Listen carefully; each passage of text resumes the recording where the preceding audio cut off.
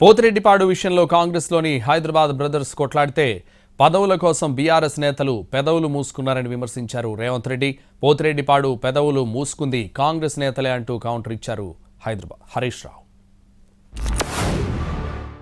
పోతిరెడ్డిపాడు ద్వారా అత్యధికంగా నీళ్లు తరలించుకెళ్లాలని నిర్ణయం జరిగినప్పుడు ఆనాటి నీ సహచరుడు నాయన నరసింహారెడ్డి గారే కడప జిల్లా ఇన్ఛార్జ్ మంత్రి, నీ అల్లుడు ఆనాటి మంత్రివర్గంలో మంత్రులు, మీరు ఆనాడు పదవులకు ఆశపడి పెదవులు మూసుకొని రాజశేఖర రెడ్డి గారి దగ్గర లొంగిపోయి తొత్తులుగా ఉండి ఆనాడు పోతిరెడ్డిపాడు పొక్క పెద్ద చేసినప్పుడు కొట్లాడింది కీర్తిశేషులు పి జనార్దన్ రెడ్డి మరి శశిధర్ రెడ్డి.